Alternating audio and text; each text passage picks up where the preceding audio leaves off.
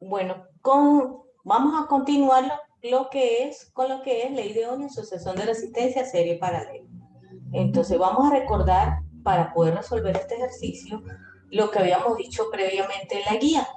Un circuito serie, qué normativa se debe cumplir; en un circuito paralelo, qué normativa se debe cumplir; y la ley de Ohm. Entonces, fíjense, en un circuito serie, como el ejercicio que hicimos en la clase pasada, es un circuito que sus elementos están interconectados entre sí. Fíjense que un extremo de un elemento está con un dispositivo y el otro está con el otro dispositivo, con el otro elemento.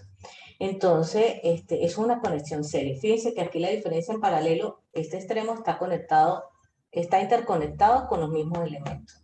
Bien, entonces la diferencia entre serie, y fíjense, obsérvenlo bien, la diferencia entre conexión serie y conexión paralela.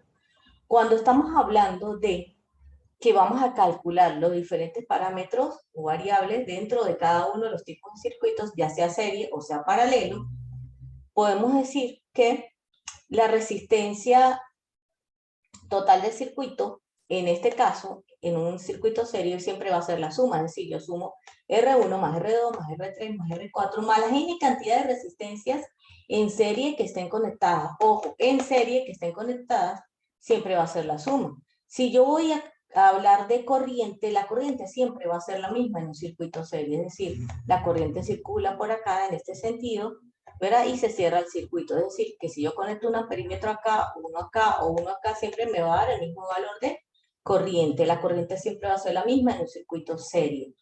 Y las caídas de tensión en un circuito serie siempre va a ser la suma. Si yo sumo la caída de tensión acá, más esta, más esta, más esta, me va a dar el valor de la fuente de alimentación. Ahora, en un circuito paralelo, fíjense, en un circuito paralelo aquí sí hay una variación. En un circuito paralelo las caídas de tensión son iguales, es decir, si esto está en conexión paralelo, la caída de tensión en R1 va a ser igual a la caída de tensión en R2, va a ser igual a la caída de tensión en R3, ¿verdad? Y como están conectados a una fuente, pues van a ser igual a la fuente de alimentación. Si yo estoy hablando de corriente, yo voy a sumarlas, es decir, la corriente que pasa por la resistencia 1 más esta, me va a dar la corriente total del circuito. Ahora, esto con respecto a los circuitos serie, circuito paralelo, vamos a recordar lo que es ley de Ohm, donde dice que B es igual a I por R, donde se dice que la corriente es directamente proporcional a la tensión e inversamente proporcional a la resistencia. Entonces, B es tensión, su unidad es el voltio, se simboliza con la letra B. I es corriente, su unidad es el amperio, se simboliza con la letra A. R es resistencia, su unidad es el ohm y se simboliza con omega. Ahora vámonos a este ejercicio. Este ejercicio que tenemos acá es un circuito netamente paralelo. Entonces, al tener netamente paralelo, ¿qué podemos decir? Que estas tres resistencias están en paralelo y podemos calcularla a través de esta fórmula. Ojo con esto.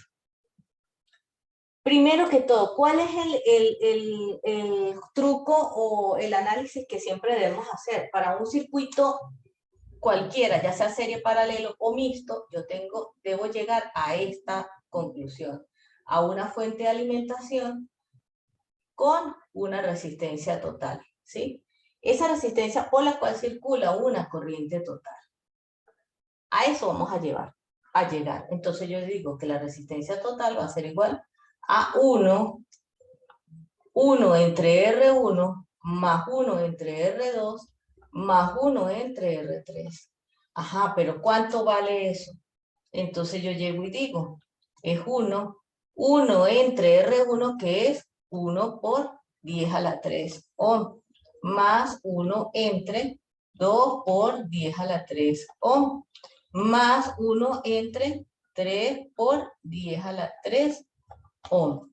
Ese valor de resistencia me va a dar aproximadamente 545.45 ohms.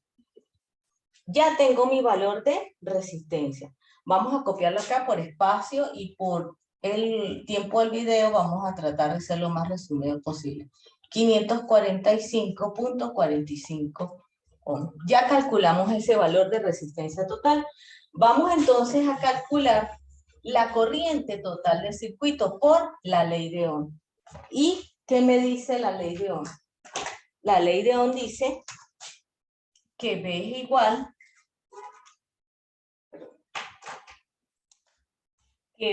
igual a I por R. ¿Sí? En este caso sería B total es igual a I total por R total. ¿Sí? Entonces, si yo despejo de aquí I total, sería B total entre R total. B total vale 10 voltios. R total vale 545.45 ohmios. Esa corriente les va a dar 0.0183 amperios. O es lo mismo que decir 18, ¿verdad? 0.33 miliamperios. Vamos a copiarla acá. La corriente total del circuito es igual a 18,33 miliamperios. O lo que es igual 18.33 por 10 a la menos 3 amperios. Ya teniendo eso previamente, ahora sí, vamos a proceder. Fíjense que ya estoy calculando una de las incógnitas, la corriente total. Ahora vamos allá a la corriente que pasa por la resistencia número 2. ¿Qué dice en un circuito paralelo? En un circuito paralelo, ¿qué podemos decir? Que B total es igual a B1 y es igual a B2 y en este caso será igual a B3. Por lo tanto, B2 es igual a 10 voltios. Si tengo ese valor de B2 igual a 10 voltios, yo llego y digo que B2 es igual a I2 por R2. Despejo de aquí I2. I2 es igual a B2 entre R2.